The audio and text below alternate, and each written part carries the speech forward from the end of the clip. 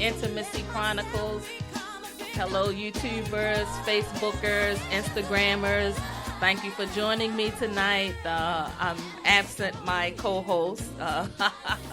So shout out to Dr. Love and Quiet Storm. I'm guessing will be here momentarily. Tonight we have a special guest, and I'm excited that he's joining us tonight, Mr. Antoine, the CEO T-Money.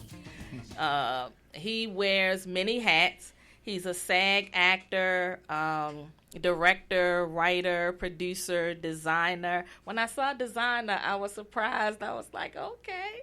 So he kind of does some of everything. So I can't wait for him to share his story with us.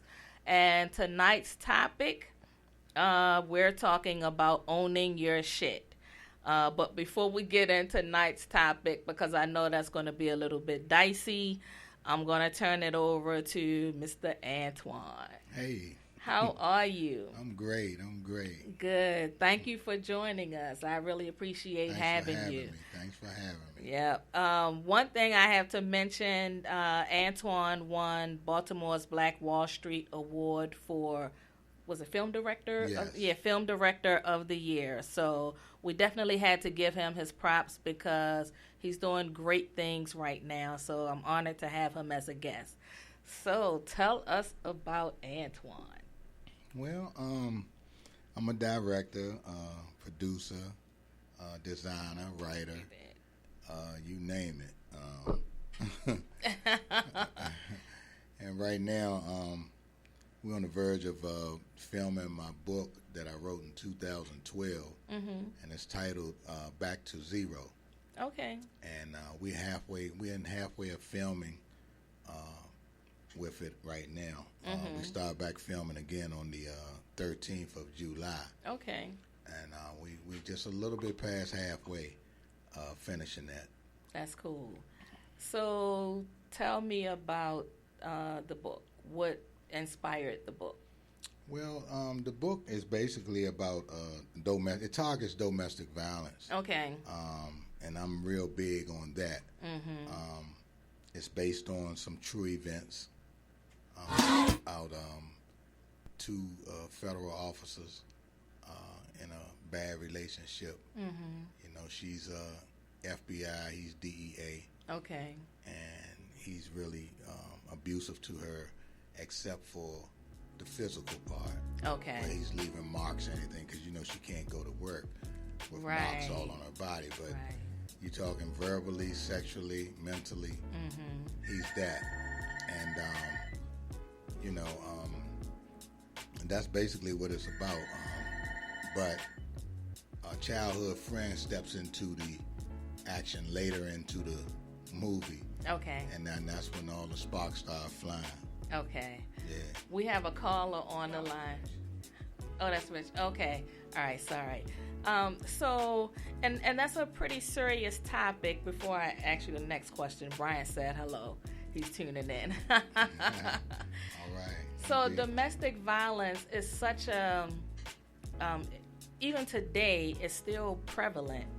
But I think a lot of times people don't talk about like the children that actually witness the domestic violence, and that a lot of times not just the spouse, but when the children grow up in that environment and they are not getting proper counseling after witnessing, sometimes they grow up thinking that's how it's supposed to be. Exactly.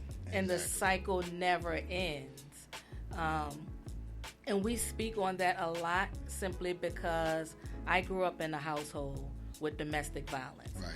And so for a very long time, I was such an angry kid, and I wanted to fight all the time because I thought that was how you dealt with your frustration. Right. I really have to applaud my mom for getting me help to deal with that anger. But, you know, what she didn't realize was probably session number 6, my psychiatrist was laying on the chair telling me her problems. Right. So I think there's so many of us that need help with many different things that we forget. And I think even now it's still such a stigma when you talk about domestic violence and getting help. It's still like, to me, I feel like it's overlooked even still. I remember as a kid one time the police was called to our house and they were afraid to remove my dad from the home. They have guns, but they were afraid to remove him because he was like a wild man. So seeing that, and in my mind, once I got older, I knew for me that I didn't want to grow up in that kind of relationship. But not everybody figures that out. Some people really think that's how it's supposed to be, and they carry that cycle on. So in the book, without giving too much away, what was the turning point? Well, in the book, they also have a child together as well. Mm-hmm. And the child is affected by it, but they never did anything in front of the child. Okay, that's good. Right. They never did anything in front of the child, but the child knows something is going on. Mm-hmm. He hasn't seen it. You know, he may have seen her clothes in a garage, you know, where he had thrown all her clothes in the garage, and that happened in front of him and his best friend. So he knows something is not right. Okay. But I have an idea for another story. Okay. Which includes the son. Because, well, I have another idea for the story. Right. Okay. yeah, I have another idea for the story. Yeah. So that's going to be, where is it, where you filming? Where does it take place? Right now we're filming D.C., Maryland, and Virginia. Mm-hmm. And we have another scene that's supposed to be like in Miami. Oh, wow. But, yeah, it's coming along. It's coming along. Footage looking good. That's good. Thanks to my man, Brian Nesbitt. He did a great job with the filming and the editing of it. Okay. It's coming along, though. That's good. Yes. And so your one of many hats that you wear is designer.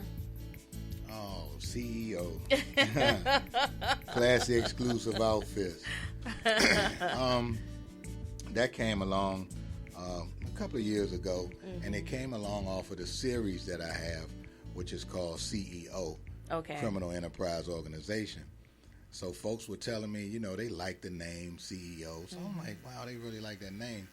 So let me go ahead and try to put it on a shirt. Right. So I just put some plain letters on a shirt, CEO. It wasn't a logo, just some letters. Okay. And then folks was like, yeah, I like to have one of those, you know. So I decided to go to a graphic designer. And we sat down and we created the logo. And once I put that logo up, it just started selling all over the world. And that's what now people refer to you as, that mainly, right? The CEO, yeah. But I think that's from the series. Okay. They refer to me as the CEO. Mm-hmm. So. Okay. Because I think when Bryant first told me about you, he kept saying the CEO, and I'm like, what the hell is his name? I mean, so, yeah, but he spoke so highly of you. So, like, I was looking forward to meeting you because you really have your hand in a lot of different pots. And so, what do you do for your unwind time? Wow, unwind time. What does that mean? I was going to say, does that even exist? Yeah, I mean, I take in a movie here and there. Okay. Count this I love money. to listen to music. Count your money. There is that, right? Yeah, I like to listen to music. You know, taking a movie. Okay. Maybe go to dinner, something like that. Mm-hmm. But it's all about work because I'm the boss. Mm-hmm. You know, of everything. So I have to. I'm in charge of a lot of people's careers. Mm-hmm. Like when I say a lot of people's careers, I'm talking my cast. Okay. So my cast look for me to have my stuff straight. Right. So I can be able to distribute to them. Mm-hmm. So, you know, I have to keep my head right for them. Right, I understand my that. cast is everything to me, you know? Right. Yeah. I think that's pretty cool that we have a caller. Caller, you're listening to the Intimacy Chronicles. Who am I speaking with? Hello? Hello. Well, you're listening to Mr. Brian Foxford, your co-founder and business partner, and I'm just calling in to let y'all know I'm proud of both of y'all, okay? Congratulations. What's up, Brian? What's going on, Antoine? Keep pushing, brother, all right? Thank you, man. Appreciate that. All right, look, you know I'm a busy man, so I just called in to wish y'all the best of luck on everything, okay? And I'm proud of y'all. Brian. Okay. I appreciate All right, take care. All right, you too. So joining us is the Quiet Storm. How are you, Quiet Storm? I'm doing well. I'm just taking in the story and listening to our guests. It's been a busy week. Yeah, I can tell. So for those of you that don't know, the Quiet Storm also has a band called the Tropical Soul, and he plays the steel drums. He's also a professor.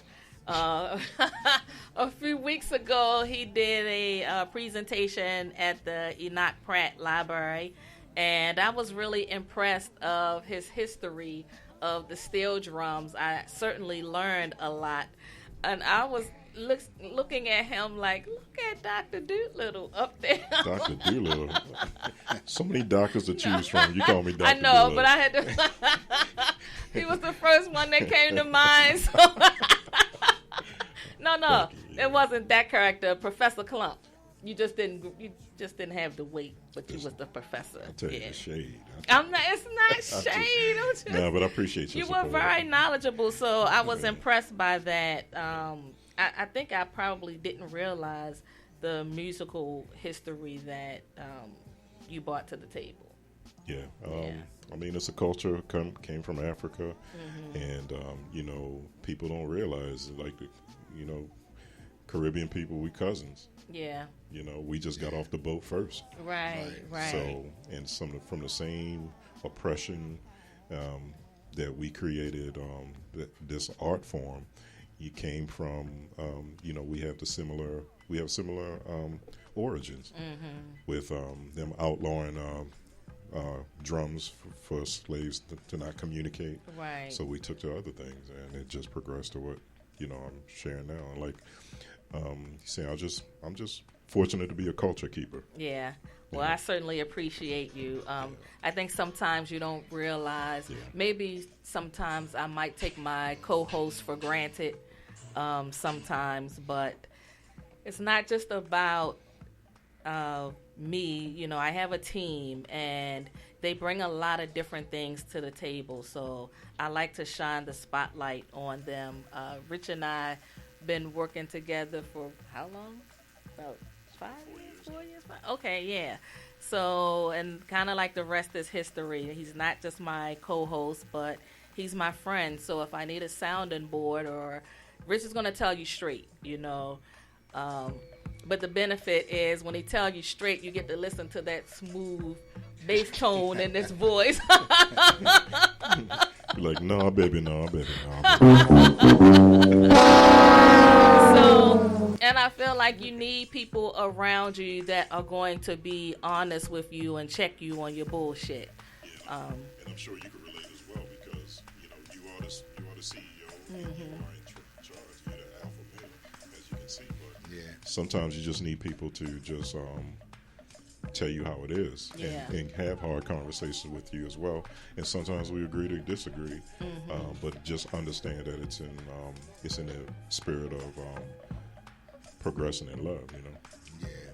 I got a team as well, and I do have one that will give me that hard discipline. And, because I'm doing so much, so I can't see things. You know what I'm saying? So so they'll stop me and let me know. So when do you so speaking of that, when do you know when to actually yield and listen, or you just I'm still going forward? Because sometimes, well, I mean, I'm going to give us advice, and then you like, right. I'm the only one see this vision, so I'm gonna press forward. Yeah. Sometimes it's like that.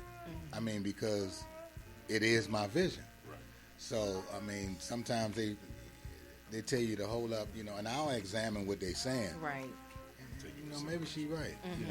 But then if I got my mind made up of what I want to happen, I'll tell them, okay, that was good, but this is the way I need it to be done. Right. Because I know what I want. Exactly. So. And sometimes you got to be that way because, but you respect them, and you don't want them to stop. So you want to encourage that honest feedback. But like you said, sometimes you're the only person that know your vision. Right. And win or lose, you're the one accountable for it, right? Right. Absolutely. Yeah. I think that's the hard part in communicating your vision. A lot of times people will say, as you mentioned earlier, why I think you should wait. We have a caller.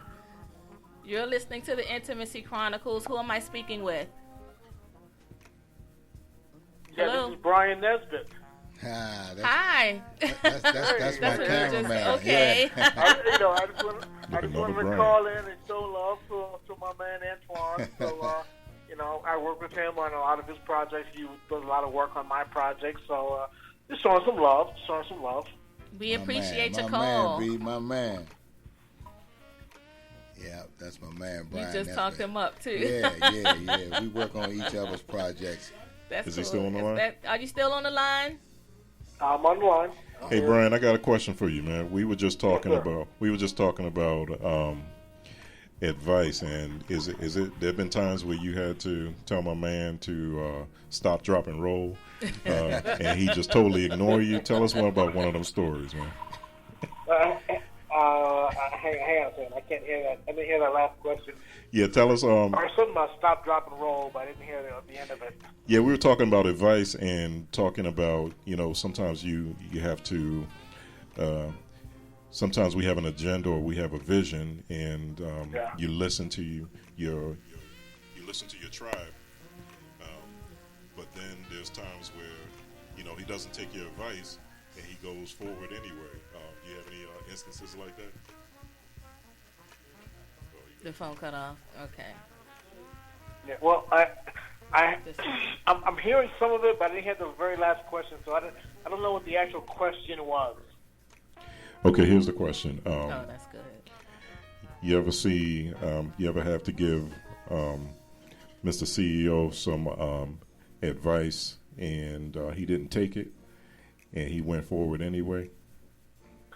Well, he's a producer. He's a man. So my job is to give him my best selection, what I think will work. But if he doesn't like it, then he doesn't like it. So my job is to produce or get out the best project that I know how. Exactly. So and Antoine and I, we don't clash that much at all.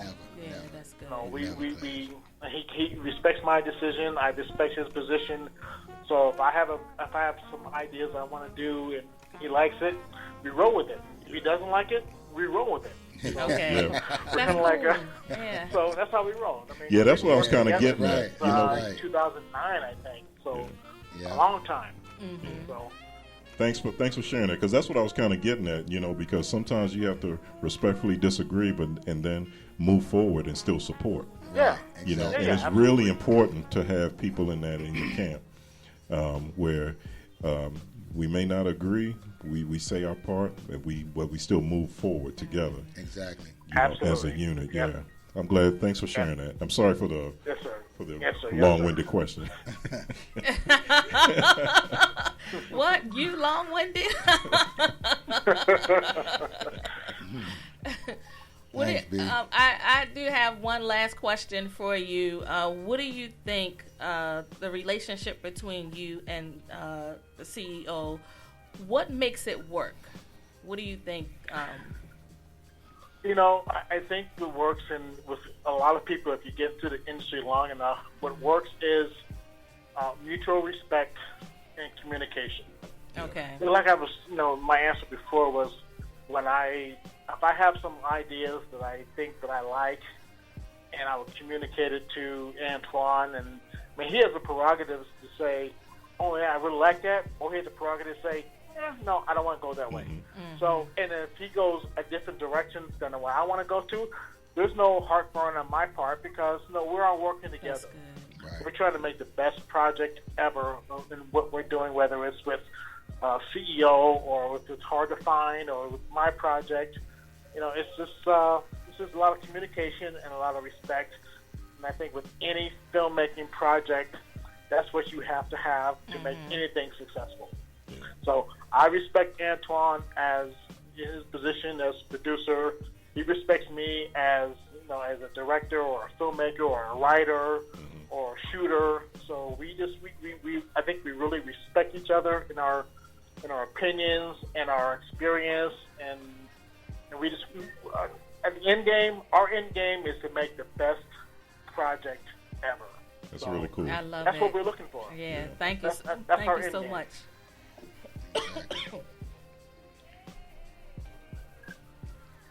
Yeah, that's the recipe for success right there. You gotta have a good team. You gotta have a good team, man. Exactly. And I heard that in you, and I heard that in him too, man. It's because a lot of I can't say a lot, but there's some alphas, who can't listen to their tribe, and They won't check their egos a lot of times. Yeah. And I think that has a lot to do with your success too. Yep. You have to be able to set aside ego Yeah. for the benefit of the team. We got somebody in the And, White House like that. And I've worked with plenty of people in the past, but when me and Mr. Nesbitt got together, I already knew we was going to click because, and I don't work with nobody else but him, because I know I can get things done, whether it's with the filming, the writing, the directing, the producing of it, and the understanding of it, and the respect from it. We both respect one another, and we respect each other's opinion. Okay. We'll never clash. We'll never argue. And that's what you got to. Once you find that good person to be with, you got to keep them there. Right. Absolutely. Versus others trying to come in. Okay, so acting. Now, you're a SAG actor. So how long have you been, tell me about SAG. Does being a SAG actor, does that mean you consistently have work, or what? To explain that to me, because I never understood how it worked. It doesn't mean that you always have work. I started out in 2004 doing stage plays. Okay. I had no idea that I was going to be an actor. Okay. I used to own a towing business, tow trucks, and I had no idea that I was going to become an actor. I was the one that was always getting my hands dirty and working on a car and driving a truck. Right. But then I had a childhood buddy, Lamont Carey, and he's a motivational speaker right now today. He advised me to go down to GW and audition for a stage play. So I'm like, man, I can't do that. What am I supposed to do? So I went down to GW and wound up getting two to three parts in that play. Oh, good. So while I was there, the producers from The Wire called the producers down at the stage play. They knew each other. And they said, do you have any big guys down there?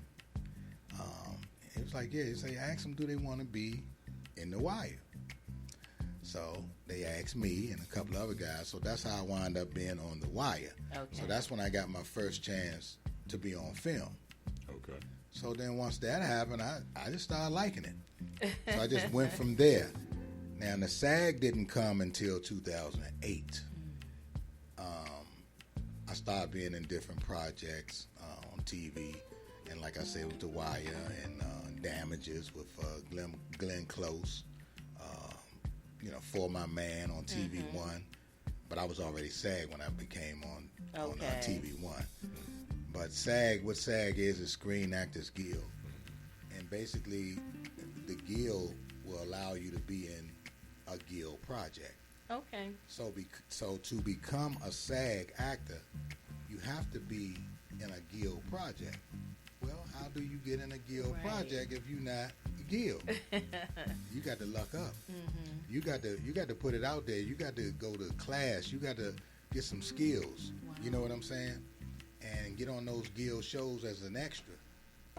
And hopefully you can get a Taft Hartley and get 2 more of those, and then you can become SAG. Okay. Or if somebody hire you on a SAG project with a speaking role, then you can become. And then, you know, I put a project out. It was called Dirtier Than Ever, and which made me, I was the producer of that show. So by me being that producer, I was already a SAG producer. Okay. So I made about 35 local artists SAG. Just from your project. Yes, because I hired them on to the project. Now I did have some SAG actors, but I brought 35 on. That's amazing. And made them SAG actors. So, somebody that's a SAG actor, would they get first priority over someone that isn't? Yes, Okay. Definitely. Because actually in a SAG project, you're supposed to hire SAG people. Okay. That's basically how that works. I never understood how it worked. Yeah, anybody else going to be an extra or background. Trying to find their way. Okay. I mean, you got some stars out here right now that's been in the game for a while, and they're not SAG. Yeah. That's crazy. And that's because they haven't worked on, or you have to be a SAG actor. Well, they trying. They trying. It's just hard. It's hard. You know, it's really hard. So the acting bug bit you, and kind of like the rest is history. The rest is history. I never thought I would be where I am today. And then after planning so many different films, I played in about 38 films and 8 stage plays. I decided that I wanted to write my own ideas. Okay. Because you can get on somebody's set and you see something, but you can't call no shots. Right. You know, and I still act in other people's projects, but I also have my own. I got one project coming up. It's Brian's project. It's called Jewelry Thieves, and I star in that. Okay. And we'll be shooting that next month, the 27th in Denver, Colorado. And then I have another one that I'll be joining rapper DMX on in October. It's called Dogman, and I co-star in that one. But I still got my own projects. Right. You know. Wow. So you're pretty busy, it seems. Oh yeah. Yeah. It keeps me well grounded. Right. Yeah. Well grounded. But the one thing I have to say, as busy as you are, I think what I love, if you have a post and people are commenting, you make it a point to respond to every comment. Yes. I love that. Because every comment means something to me. Right. You know, I'm just not the type that put a post up and just watch everybody just leave a comment or a like.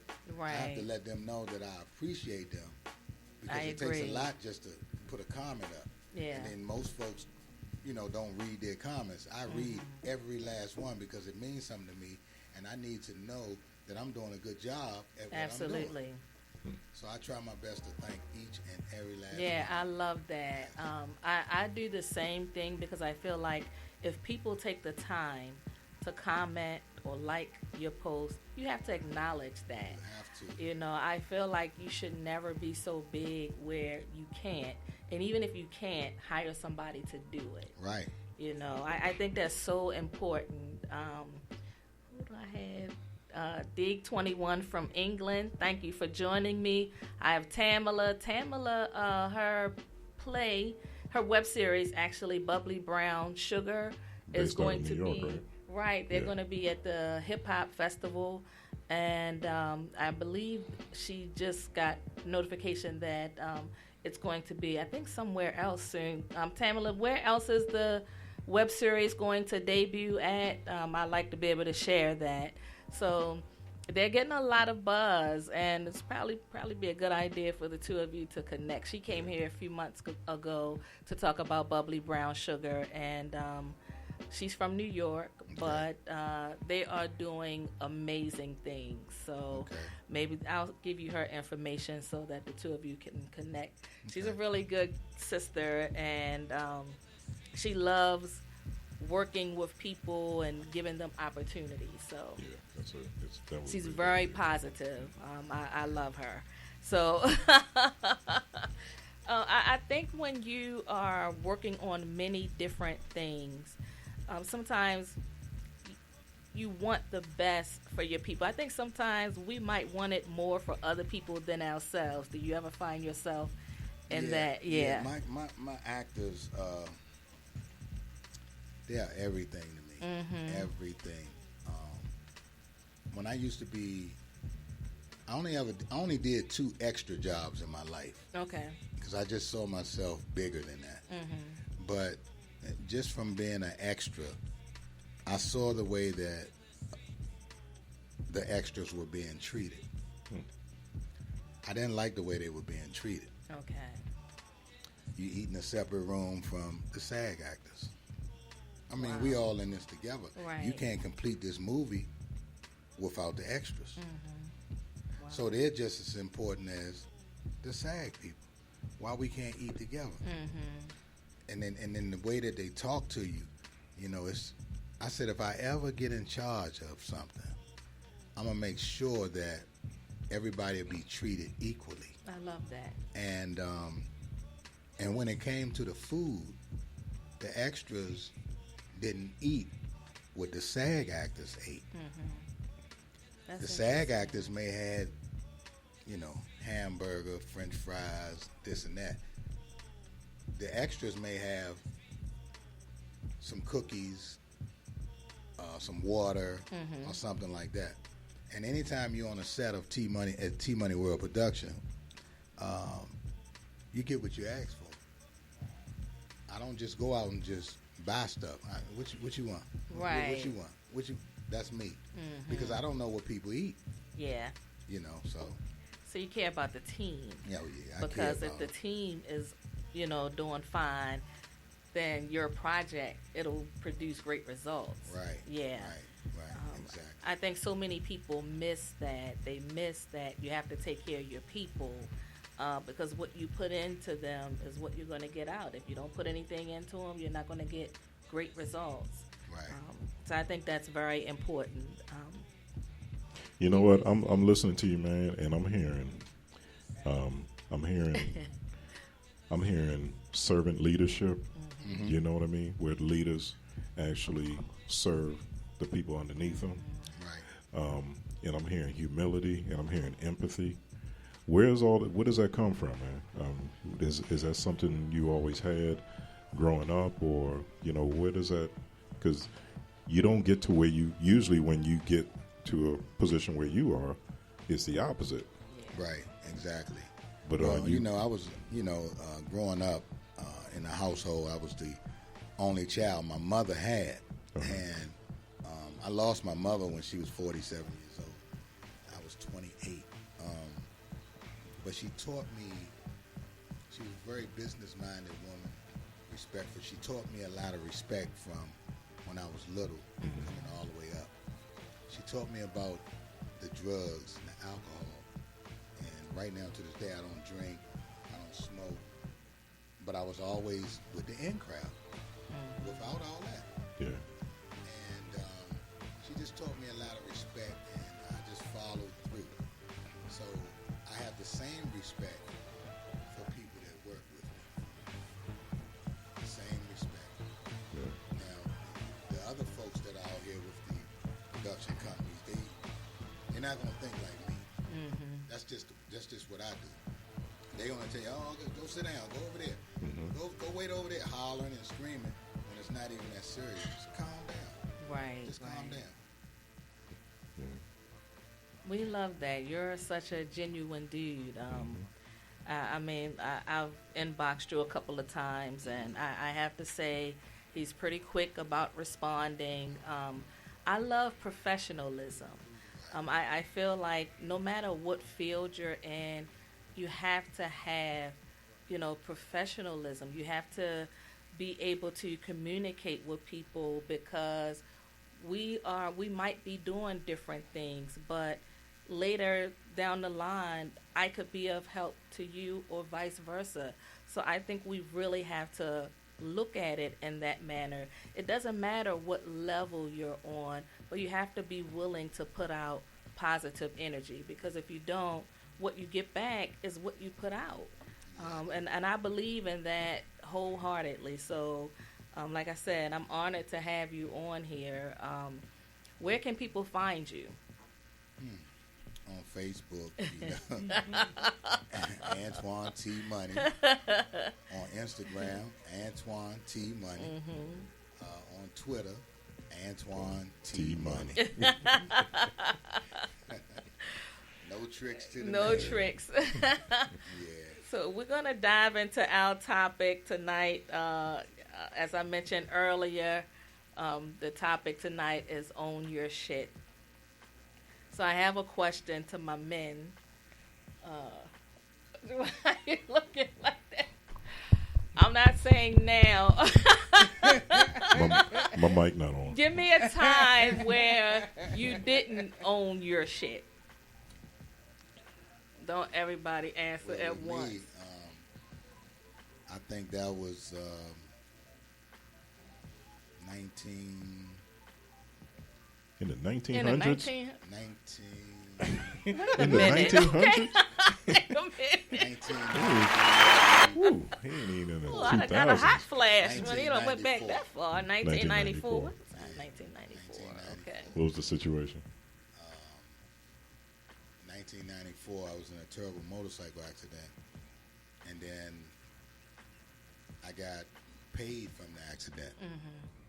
And so I received everything in 95. That's when I lost my mother, and I opened up a towing company. Wow. So from there, after the towing company, I ran that for maybe about 8 or 9 years. So I decided to shut it down because the folks that I had the contracts with, they went out of business. Okay. So I had to decide, do I want to keep these trucks and just go out and just start towing cars off, from people breaking down, versus when I had steady business. Yeah. So I decided to just sell everything because I owned all my trucks, so I just sold them. Okay.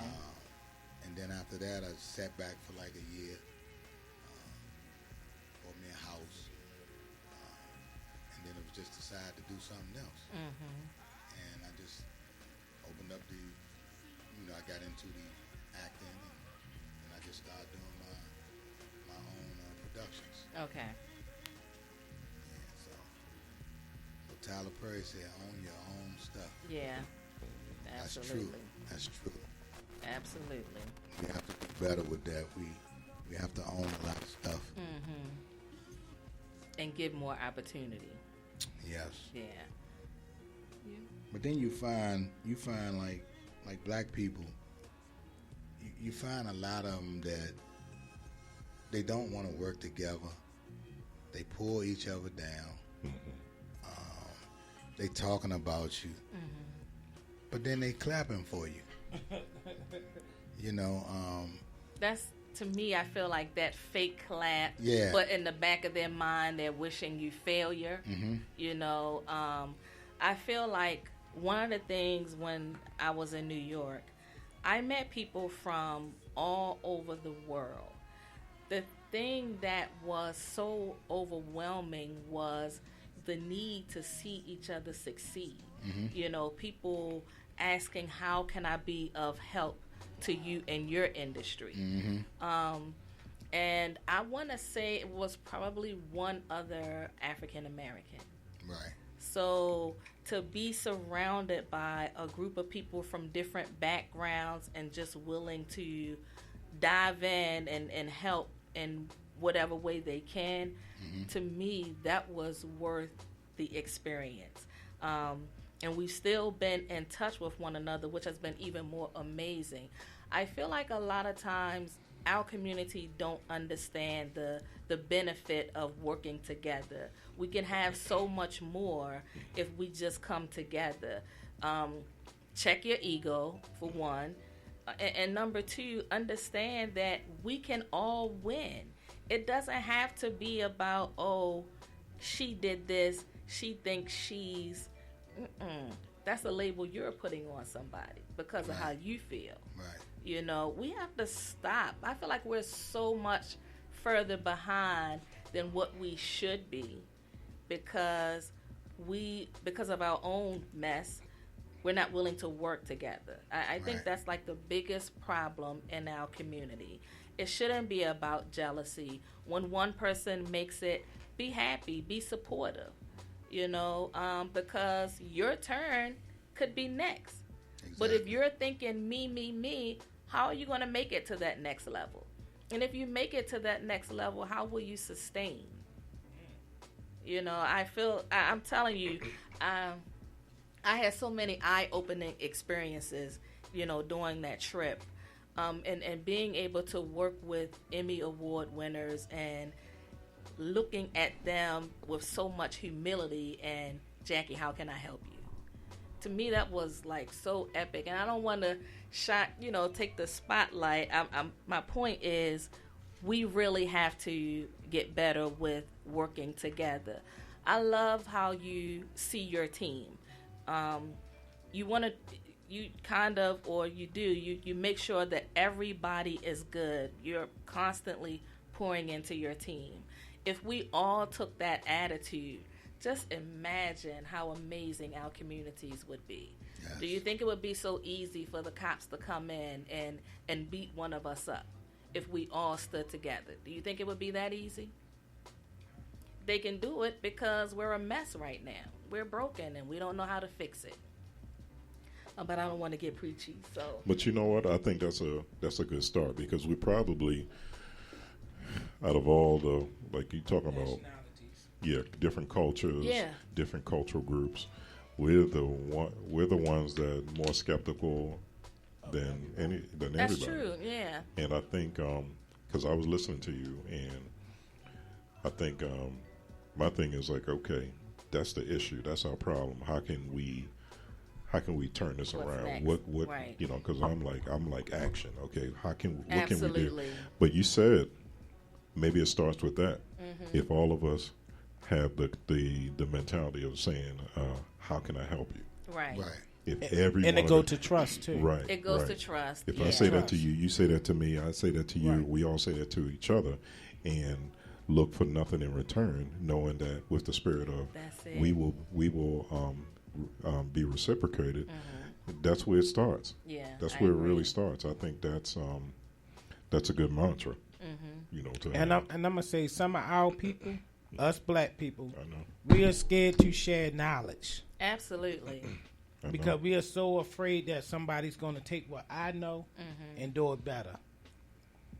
But if they do, so what? Exactly. You just sparked their imagination to want to take it to a different level. So what? As long as they give me my props, I'm good. Hey, exactly. My man Nick, I learned that from my man Nick. He good people.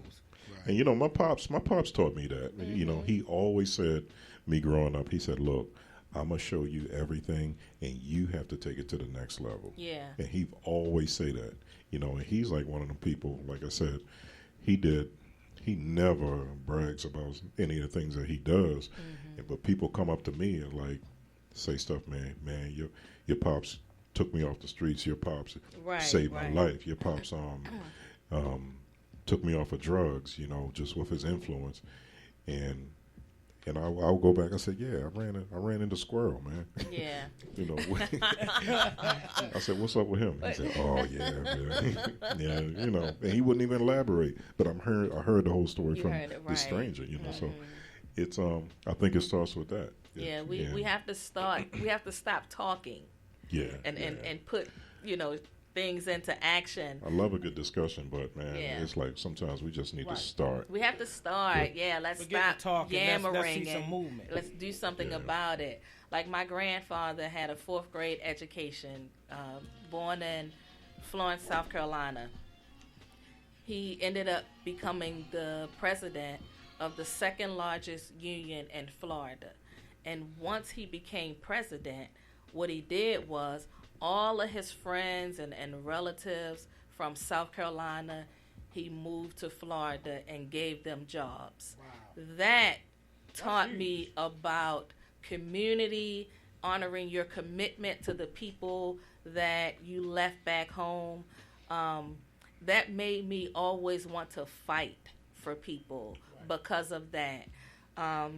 My dad was a truck driver, and he bought a lot of guys at a time when there wasn't a lot of blacks in the industry. He bought a lot of his friends in the trucking industry. So we have to just stop talking and do it. You know, I mean, the talk, to me, I feel like, okay, let's talk about it, but what's the end game?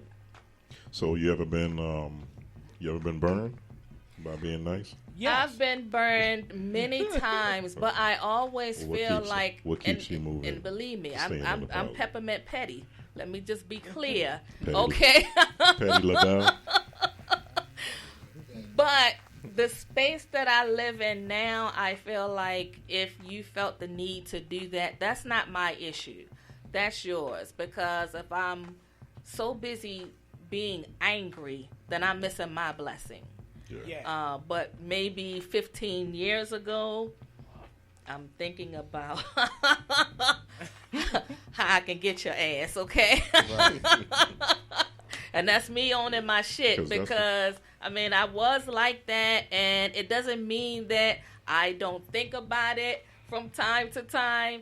It just means I'm in a different space right now, and it's not productive for me to go after somebody because they felt the need to burn me. Right. And that's important too, because remember, you know, you want to move forward, but you still got responsibilities. Absolutely. You still got a business to run. Yeah. Mm-hmm. You know, and you got to be frugal, and you can't be stupid, but at the same time, you can't let that one negative experience define you. Yeah. Exactly. Yeah, I agree. I think you've gotten burned in the past, which many of us have. Think of all of the people that you sparked a fire in, right? And they took it to the next level. Yeah. It's not even worth focusing on what happened, with somebody else when you've helped so many other people. Yeah. And it's real, and I'm gonna keep it real, y'all. I mean, it's real. Really? It's really refreshing to hear that amongst us four. Mm-hmm. But when we step outside that door, that's not the game, in our community. And that's the heartbreaking thing about it, man. It's I've told you plenty of times, I said, if I had to, until I really started working with you, that's when I started getting more clientele, African American clientele, because it was like 95% of my clientele was not even from the Caribbean. Don't talk about the Caribbean. Oh yeah! Oh my God! It was like negotiations with them. But then you see other cultures appreciate your stuff, and then I eventually getting linking up with you, and I thought, and I was thinking about that the other day. I was like, wow, look how this path took. Yeah. And it's like more of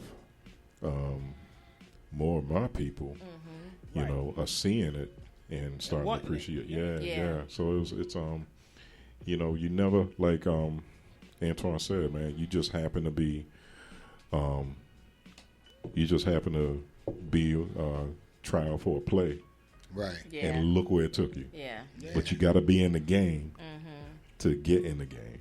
You got to be at the right place, right time. Yeah. So if you never did that, who knows if the history would have been a completely different. Yeah, place. you just don't never know. You never know where you gonna be. Yeah. Right. And that's so true. But when I think about what you just said, we broke the cycle. Yeah. And so that's how it starts. Yeah.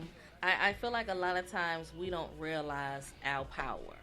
We don't realize all it takes is to touch one life, and that life touch a life. Yes. And then it might take some time, but the cycle will break. But we got to start. It's funny. I did this show when I first started the show 3 years ago. I was in a restaurant called Echo, and I had a female co-host and a male co-host. but I wanted more than just a restaurant. So I decided to send the show around to different online stations. And when I presented it to my co-hosts, I think they wasn't ready for that. So the week before I was supposed to go live, they left me. Wow. And the thing that people that know me well know this about me. Nobody stops me from doing what I want to do. Lord. He can attest to that. Try saying no to her. Just try it once. It's not really easy to say no to me.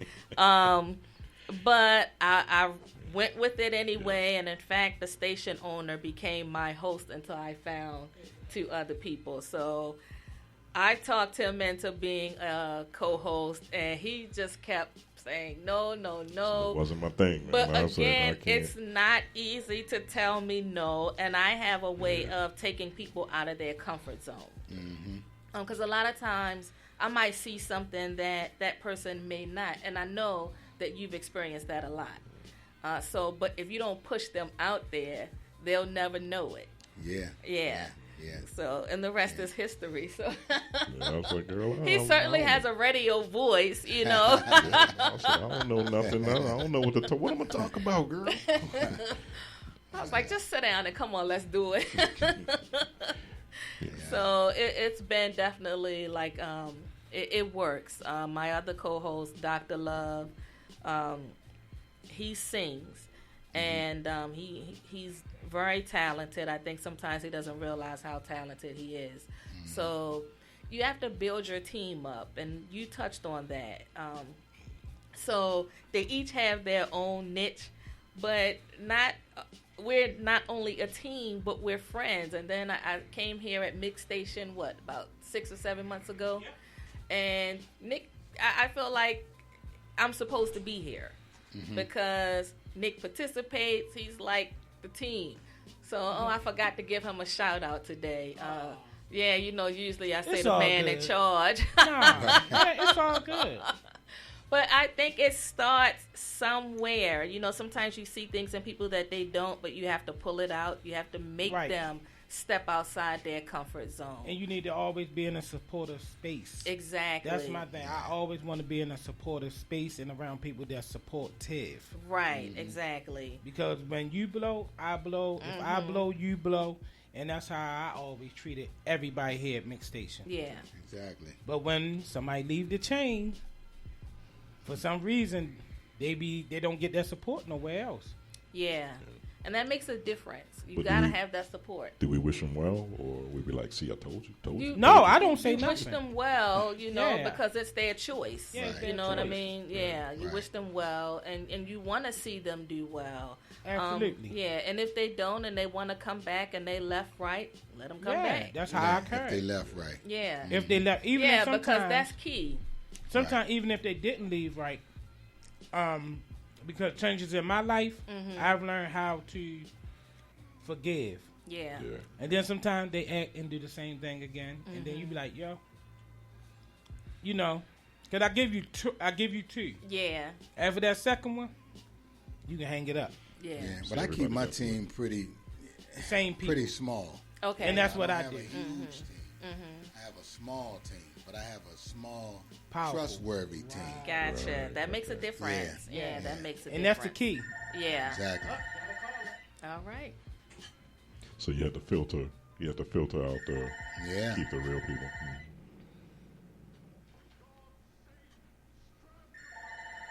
You got 2?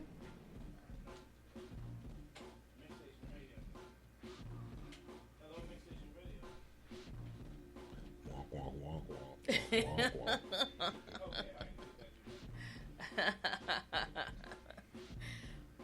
I think one of the things, I have to share this because when I was outside, who? Oh, yeah. Anywho, standing in the middle of Times Square and I see my name on the marquee, I was like, I'm not really an emotional person, but I kept saying, what's does that say again? You know, I knew it, but I just couldn't believe it. And then I had people, and I think it's the hair too, because I had like a couple of people like, who is she? I know she's famous. Can I get your autograph? I'm like, you don't even know who I am. I said, but you see that name up there? I said, that's me. That's my name. Remember that name? Yeah, I saw that too. Yeah, that was so amazing. Like, my granddaughter was like, my grandmother, a star. I was like, nah, I'm not. I'm just grandma. There you go. So that was a great experience.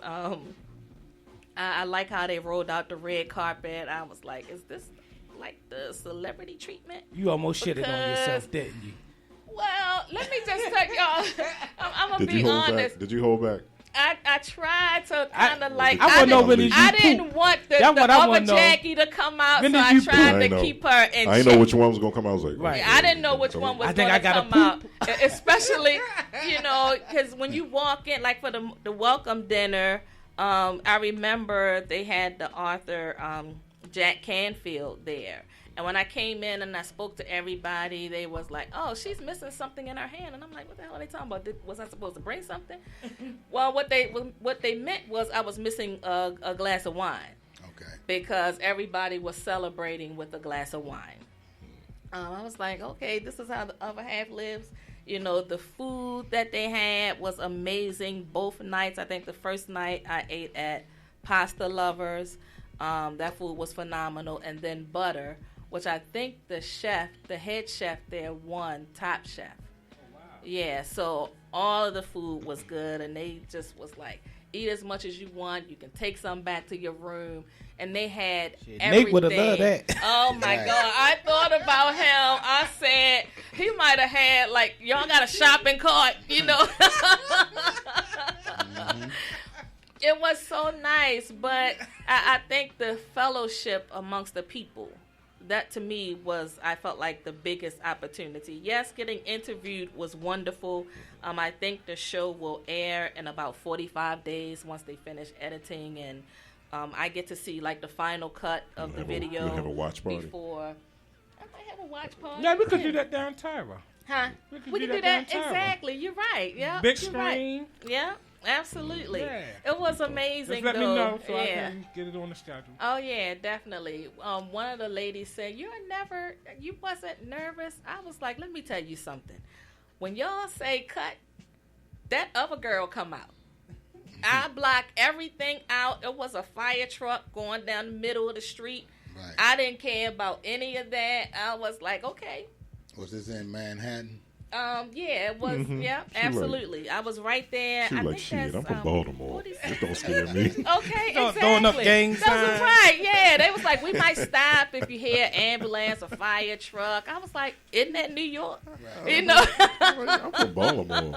Exactly. That's like the norm. You know. So I was like, let's do it. But I love the connections that I made. A few of the people were speaking at the United Nations that Wednesday. Wow. I had the opportunity, but I wasn't prepared, you know, so I actually declined that. And I'll tell you why. Those individuals that were scheduled to speak at the United Nations, they prepared for that for about 30 days or so. Yeah. I didn't want to get that opportunity and fuck it up. And that's just being honest, you know what I'm saying?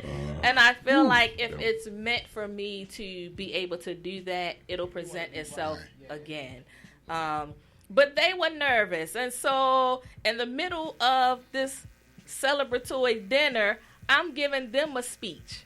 And so after that, like, I got a lot of text messages and emails. Thank you so much for that word of encouragement. Mm-hmm.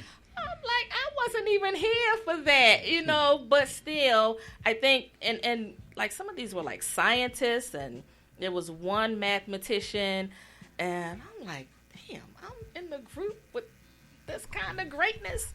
And they hanging on my every word. And all I'm doing talking about some pussy and dick. No, let me tell you about that. You know what they said?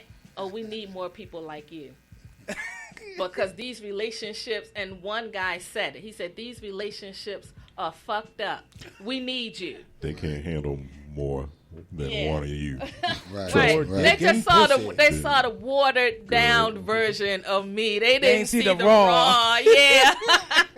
I had to kind of put that under wraps, but I gave a speech telling them one thing to keep in mind when you're talking about what you do. No one can talk about your passion better than you. Right. I said, if you think about that when you're up there speaking, the rest is easy. Right. Yep. Yeah, I said you're overthinking it. Yep. So I think saying that to them, it kind of broke the ice. It broke the ice, and so they were like, "We're sitting here hanging on your every word," and I leaned back in my chair because I started getting comfortable. You felt big. I felt, yeah. And let me tell y'all one of the things my brother-in-law said. I got one question. He said, "Since I've known you, you love wearing dresses. Why don't you ever close your legs?" I said, "Look here, don't judge me." But I said, since I was a little girl, my mom used to always be like, "You still don't know how to sit with a dress on?" I'm like, it's not that I don't know how to sit.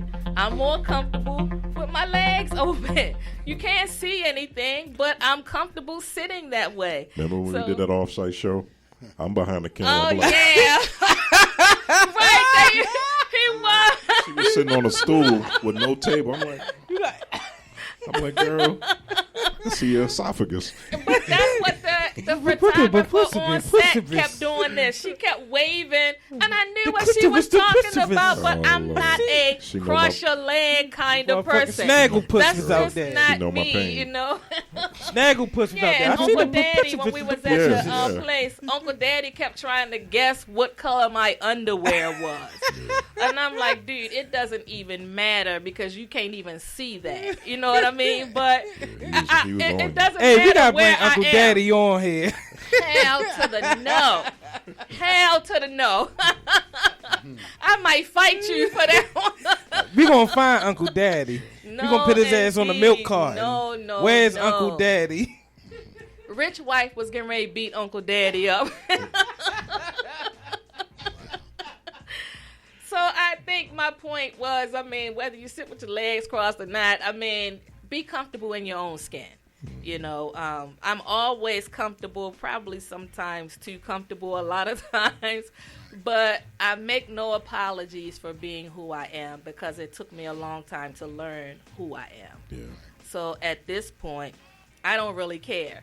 You either accept me or you don't, you know. So being in that group and getting all of the encouraging words and people saying, "You made my night," or "Your words of wisdom helped me do a great job at the UN." But all of the security stuff that they had to go through in order to get in there. Wow. Yeah, it was pretty serious. Yeah. You couldn't take your phones, none of that. Damn. Rightfully so. I mean, You couldn't bring, like, somebody had a family member come and was like, "Oh, I'm going to meet you at the UN." It was like, no. That's not happening. If we done threw you on the ground and locked you up. So 3 days in Manhattan, huh? Oh, it was like kind of the time. First of all, New York never sleeps. Well, you know they say. Oh my God. You know they say about New York, that's a big rich town. I'm just from the poorest part. Okay, 50. He He tried it, right? I mean, like, I remember walking around 3 o'clock in the morning and it was still just as crowded as it was during the daytime. Like, it's not a place that I could live or drive. Because I'd be ready to kill somebody. Yeah, I was homeless for one night in New York. So me and my brother, we got stuck at New York going to a jazz concert for my cousin. And my brother didn't want to call my cousin to stay at his house. Wow. And we stayed out that bitch for 6 hours on the streets of New York. Wow. Yeah. Downtown, Midtown, what part? But you, downtown, near Madison Square and all that shit. Yeah, and it was a story to tell. But we needed that to happen because me and my brother, we wasn't as close. Okay. Till that happened. It bonded y'all. Oh, yeah. Yeah. That's a story. Yeah. Yeah, it is. 6 hours stranded in New York. Put that on your next project. Waiting for the Chinese bus in the morning. Negroes in New York. All because of Greyhound. Oh, my God. Fuck Greyhound. Well, let me tell y'all, the material transportation was, I took the mega bus up, but let me tell y'all where I messed up at. I booked it. I was on the Megabus website, and then it must have been a pop-up or something. That's where you messed up. And so I'm thinking I booked the Megabus when it was actually the Peter Pan bus, but I'm out White Marsh. Oh, you went to the wrong I one. went to the wrong. I was like, how did that happen? So I asked the driver about the next bus. See, you should have hollered at me because I would have told you which one to do. Which one? Go to bus. That's the Chinese bus. They said that bus isn't safe. Shit is shit. So the one by the Travel Plaza? Yeah, I've been doing that shit for years. Okay. That shit gets you there. Yeah, it's $20. Get you there on time. You'll have no worries. It don't be crowded. All that shit. Yeah, so the mega bus, because I had the wrong ticket, I had to book the 11:40. So we got on the bus. And 2 hours into the drive, the tire went flat. See? Let me tell you fucking with that mega bus. Wait a minute.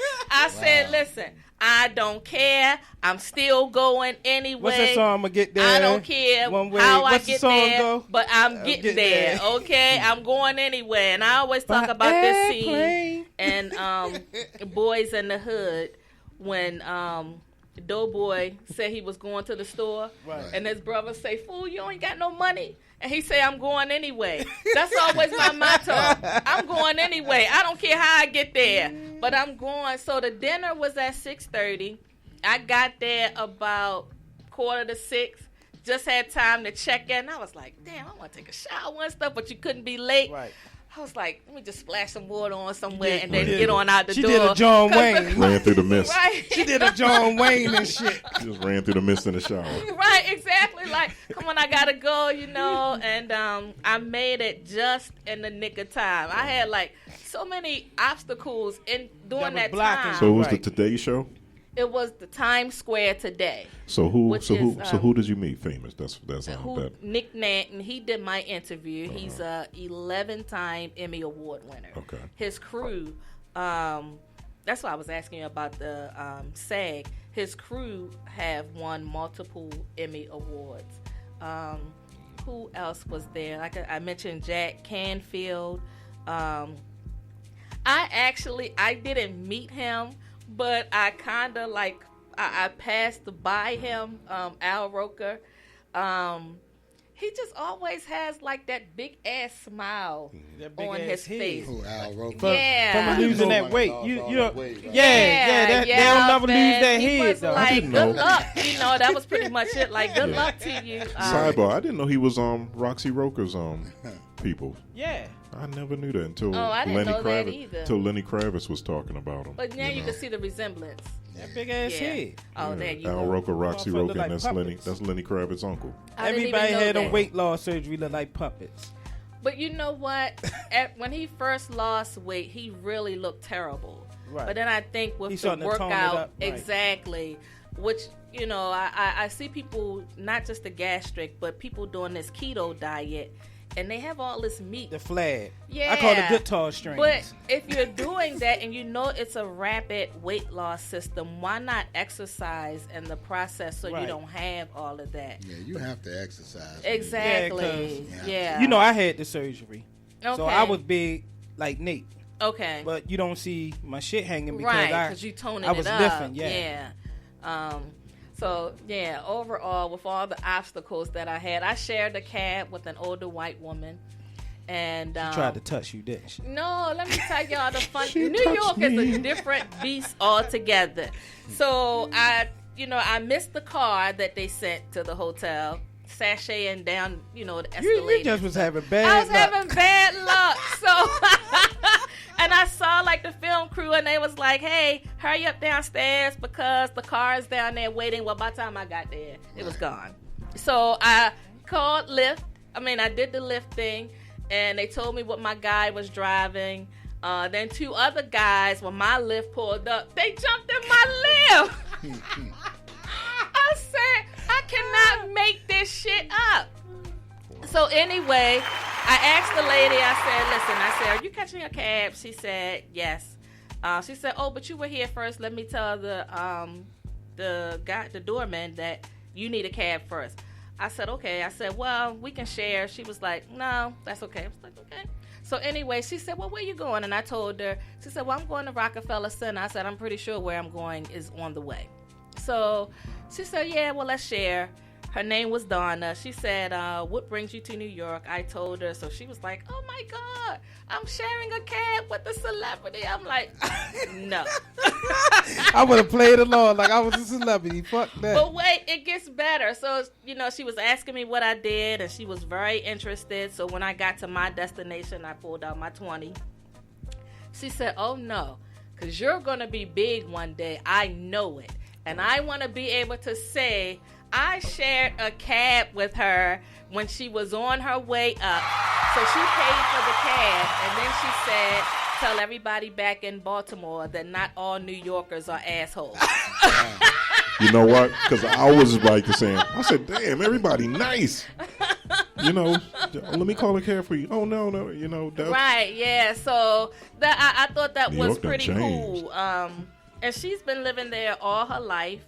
So, but she told me that she doesn't drive anymore because she lost her patience. Yeah, but overall, with all the setbacks and all, it was definitely a worthwhile trip.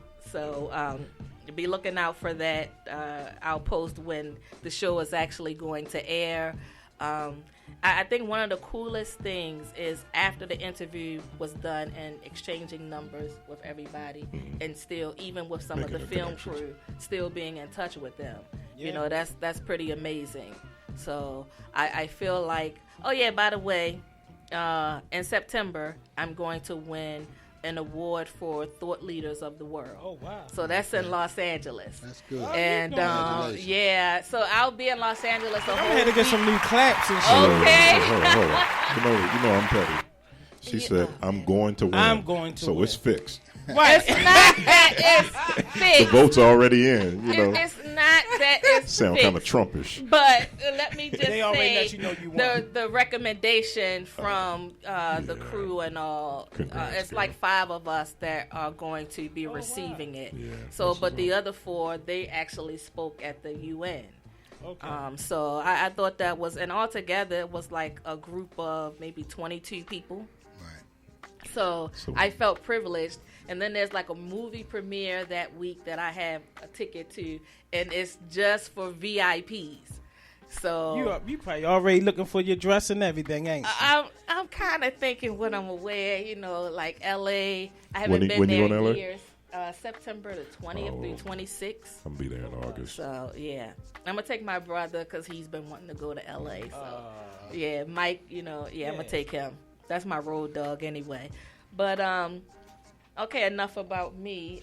We ain't talk about the subject tonight, owning your shit. We ain't talk about the subject, but I'm gonna put myself out there for. This is a celebration show. Fuck that. It is. Yeah, we'll save that for next time. Yeah. Next time when we bring Terrence on, we're gonna talk about own your shit. Oh, he gonna definitely. So I'm calling him out, Terrence. But and thinking of pouring into people. I think we should. It is a must that we do better with that. I was disappointed that I wasn't able to attend Donnie's event tonight because I always try to support him in some kind of way. So I'll probably donate to his charity. Right. But Donnie Glover celebrated 25 years in media. Yeah. So he had his roast tonight, and I know it was hilarious. Yeah, because it's like so much stuff you can say. That's funny, exactly. Yeah. And he's a good guy. He gave me the opportunity to co-host his show with him a couple of times. Right. So he's a really good dude. I think that, we bumped heads a couple of times, but that's like two strong cancer personalities. But you know what remember we was talking about people that don't share information. He's not that guy. He's not that guy. Because he would share what he know and try to learn what you know. Yeah. I think sometimes people don't share because they're threatened. Yeah. Yeah. we ran into a situation like that where when we first wanted to work with him, he didn't like my partner, and he made it perfectly clear to me that he didn't. And but he didn't understand why we worked together. But my thing is, I can work with anybody because I feel like there is something that each of us bring to the table. Right. We don't have to like each other. I can't stand you, but if we can come together to put something great together, I'm it's with all it. Good. I'm with don't confuse affection. We're not friends. For respect, but respect is one thing. Yeah, absolutely. Whether or not we like each other is a completely different ballgame. But that's why we fall so far behind, because we get in feelings. Yes, we do. Put that aside and think of the professional aspect of it. Yeah. Because it's bigger than your feelings. And sometimes you can't be afraid to commend somebody on what they're doing. Yeah. Man, I like what you're doing, man. You're doing some good stuff. Yeah. Now that came later. That came later down the line. Because you got to prove a couple of pep talks. With Dinah, you got to prove yourself. Yeah, absolutely. You know what I'm saying? And then he'll say, da da da da da da. Yeah. Yeah, because he said, I see why you work with the big head boy. I was like, don't do that. I don't live in that space. Right. So you got to just let people know where you stand. If you don't like somebody, that's not my issue. Right. That's yours. And you're not going to take me there. You know, so I'm really big on that. I don't care if you don't like somebody I'm working with. That's your issue. Yeah. But sometimes people don't give other people a chance. Right. They make their mind up based on what someone else says. I'm never that person because my experience with them might be different. Right. So I have to see for myself. I feel like I done talked a lot. So let me ask you, what do you see yourself in like 5 years from now? As far as your growth, producing bigger films. That's what's up. Yeah. And what now, you said you talked about some places in Baltimore that you filmed. What are some of the hidden gems, like places in Baltimore that you would recommend that people wouldn't know about? Because Baltimore could be different cities. Yeah. So many different cities. It's a club. I don't know if it's north or south or west Baltimore because I can't get that part yet. Mm-hmm. But I have a guy that has a club. I forget the street and everything, but the club inside is laid out. I mean, from the outside you can't tell, but when you walk in, it's like you walked in Vegas. Yeah. Oh wow. Probably Elite. I can't think of the name. Elite Lounge. Elite is like that. That's like it's near like a warehouse on the outside. And it's near the casino. Oh, Elite Lounge. Live. No, Elite. Live. Near okay. Live. And what are some places down on DC side that? Oh, DC is ridiculous. Yeah. DC, I mean, it's a whole different animal. You just got to know where, and I'm from Washington DC, so you just got to know where to shoot. Yeah. Because they didn't build up so much stuff. It's a lot of the slum area. It's not slum area. It's gentrified. Yeah. Right. So basically, you come to Baltimore to get your hood scenes, and you go to you can say it. That's what I was talking about, man. Because Baltimore, right? Baltimore could look like New York. Right. Go Chicago. to Bolton Hill. Right. You know what I mean? Right. It could look like any hood. Go to anywhere. It's like a lot of different. Baltimore has a lot of diverse. So he do all his hood scenes in Baltimore. Then go to DC, get the up. The only thing about filming in Baltimore, you just gotta watch where you at. You gotta go. Well, you can go to the film office and you get your filming license. Okay. And then what comes with the filming license is you get 2 police. And really? Wow. And if you want extra police, you have to pay the $45. So that's probably that SAG benefit. So is that separate or that's just for everybody? No, it's just not for everybody. So you got to pay for your police. Okay. And they will stay there with you, for their time. Okay. They block the streets up. They keep everybody away. I never knew that. Yeah, I didn't either. See, he's doing the real shooting. See, I'm used to people just showing up, look back shooting alley some shit. shooting. Yes, and fuck that. You know what I mean? Okay, yo, it's a red light. Hurry Right, up. Get in the exactly. street. Lay down. Come on, let's get some tape lines. Right, yeah. You say guerrilla shooting? That's what they call that, guerrilla shooting. Right. It's a red light. Come on, let's shoot. I mean, let's I have shoot shot this murder guerrilla scene. shots before. You Okay. know, stuff that I know I could get away with. Gotcha. But other than that, you know, we go to the film office. I did that with some. I did that with some photos. I went to the. With your X-rated photo. No, we did some. Where we did some our promotional stuff. We went to like Rawlins Conservatory. Okay. And we ain't supposed to go in. We supposed to pay. Wow. But we went in there and like. Y'all ran and did a quickie and came back. Yeah, my daughter was like the camera person. Wow. And she had a high, and she was like, "Don't worry, Dad. You don't have to hold your stomach in. I could Photoshop that."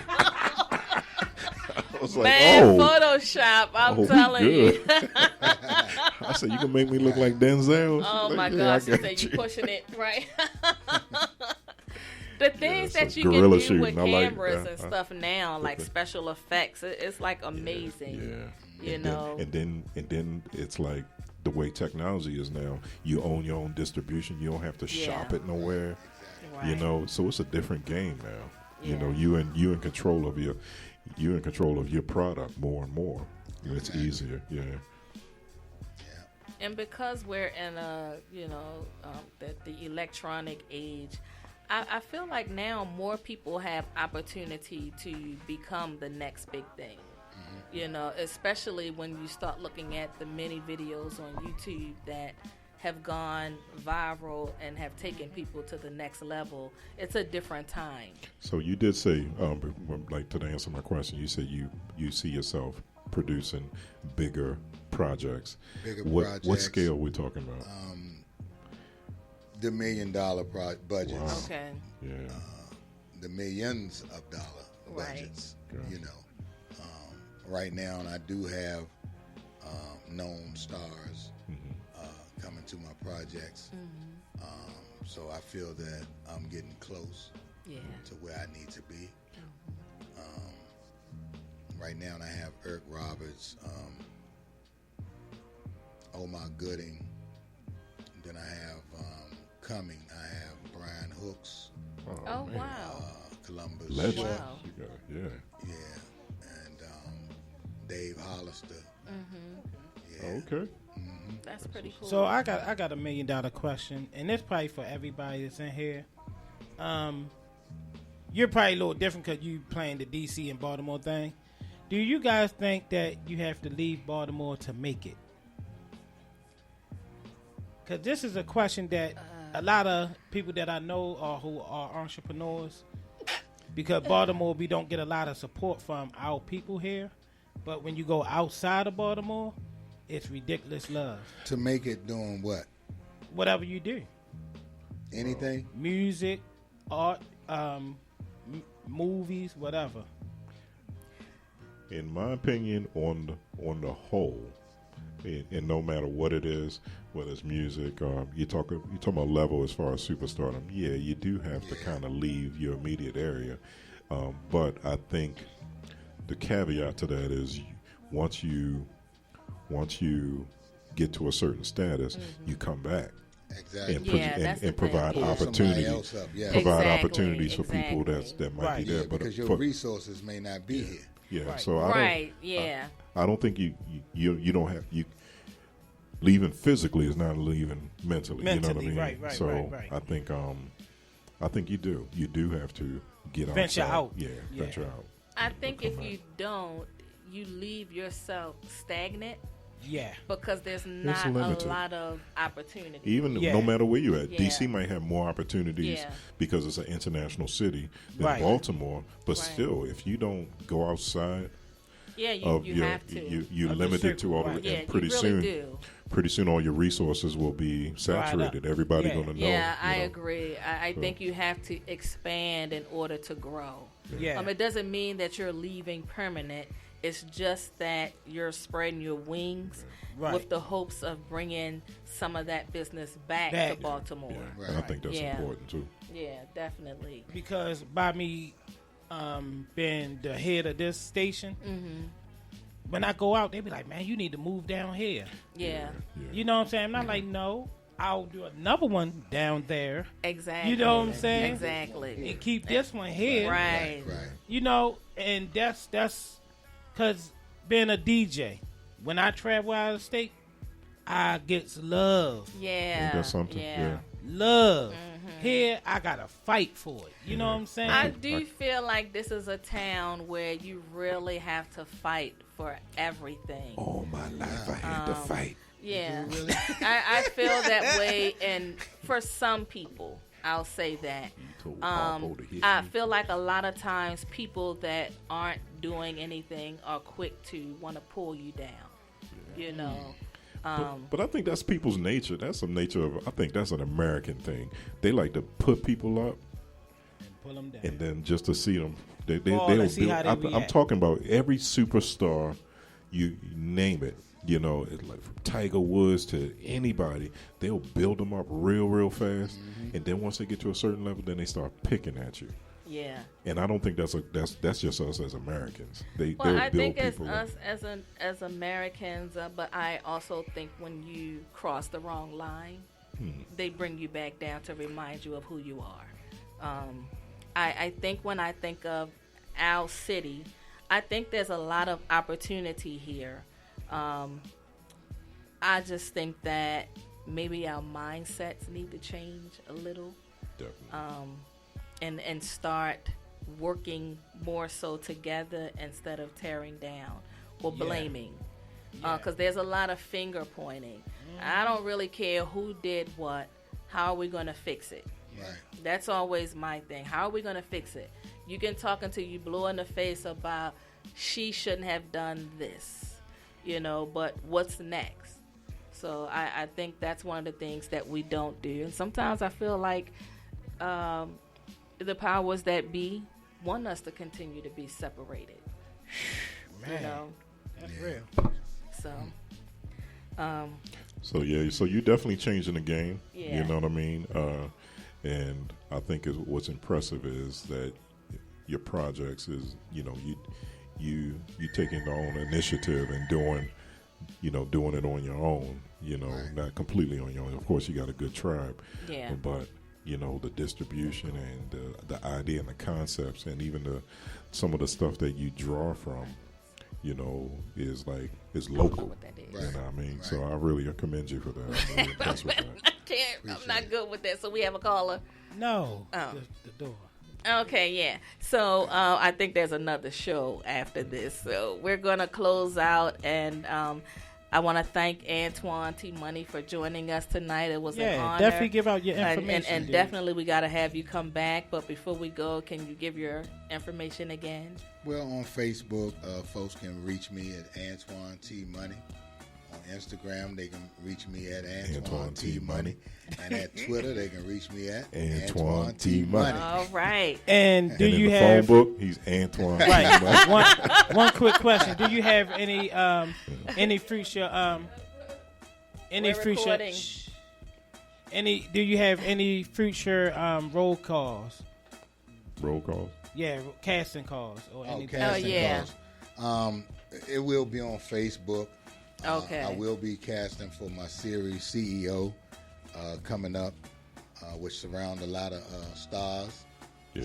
So just look out for the casting call. Okay. Yeah, we definitely will, man. This is we definitely will keep a lookout for you. And I'm gonna friend you and start following you right away. We're looking for some big things, man. That's right. It was a really thanks for sharing this, man. Thank you so much for coming, and until next week, we will see you same time, same place. Thank you for tuning in. This is the Queen, and I'm out. And Quiet Storm. Yeah, Quiet Storm. You forgot his name. I didn't forget his name. I was getting ready to ask him a question. That dude over there. Like this one. Right.